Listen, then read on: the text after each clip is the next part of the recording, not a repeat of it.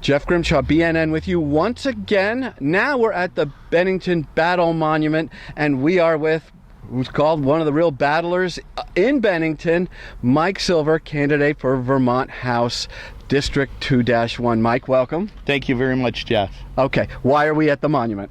Well, we're at the monument because it's the centerpiece of Bennington, and it's a very historic place. We're a bunch of Hessian troops that came down from Lake Champlain on their way to Saratoga, and they thought they would come over here and raid our homes and raid our village and steal our goods and our food and our horses and our ammunition. And of course, we got a little heads up on that and met them in Hoosick, New York. So the Battle of Bennington's actually in North Hoosick, New York. But we defeated them, and you can talk a little bit more about the numbers on the monument itself, what it brings for an attraction. Yeah, it is the #1 attraction here in Bennington. I'm told by the people who run this, the state and the representatives, 30,000 people come through and go to the top of the monument. We have other great attractions too in Bennington, like the museum. I'm told that a little over 20,000 people go through their turnstiles, and another more unheralded attraction is the Bennington Farmers Market. And between the Tuesday edition and the Saturday edition, over 27,000 people go through. So, but what we don't have is a sense of collaboration between all these. They're not passing people into downtown Bennington. How do you see working that side of the street? Well, again, this is what we need to do. This is the game plan. We need to take these 30,000 people a year, and after they've enjoyed this and come all this way and spent all this time, say, oh, by the way, we've got a great place to lodge right around the corner. We've got a great place to eat.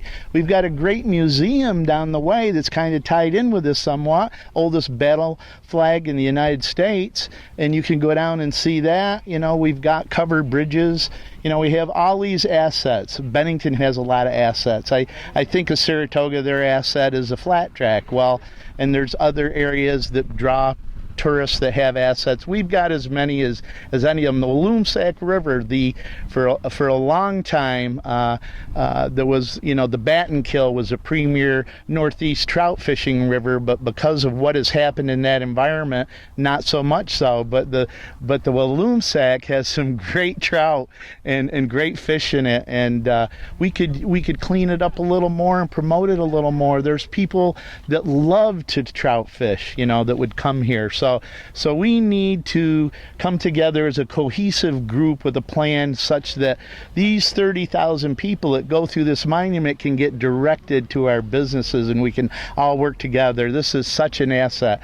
As you know, it was built post-antebellum period in the days of laissez-faire, just before before the Civil War, and it was done at a great cost at that time and a lot of effort, and it was bestowed upon us, and we kind of gave it back to the state, but maybe we want to think about privatizing it again and bringing it back to the town and using this as a hub.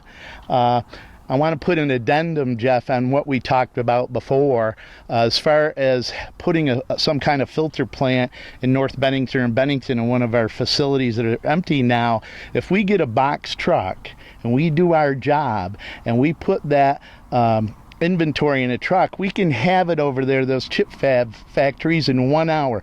We can ship it free and beat anyone's cost, beat anyone's rate, so that's a big thing. And as far as the kiosks in the Welcome Center could sell tickets to the museum, tickets to our Vermont Symphony Orchestra, tickets to our local theater. We could use that as a means of directing people into Bennington, so when they hit that Welcome Center, we can bring them back. Yeah, you know what I'm hearing? I'm hearing enterprise, turning Bennington's, leveraging their assets into enterprises, and not just, and they're great for show, but they are kind of anchors and stimulants for enterprise. Yeah, I kind of think of it as a fisherman's net. There's a big fisherman's net out there, let's say in Cape Cod, but there's a bunch of big holes in it. So we're grabbing some fish, but we're not getting all of them. So let's repair the net, tie the net together. I'll work together. Please vote for me this coming Tuesday, August 9th. The polls will be open in North Bennington at the train station as well as the Bennington Firehouse. Our family's been here 8 generations when you count my kids and my grandkids. I want to give back to the community. I need your support at the polls in order to get elected. Thank you very much. This is BNN, the Bennington News Network.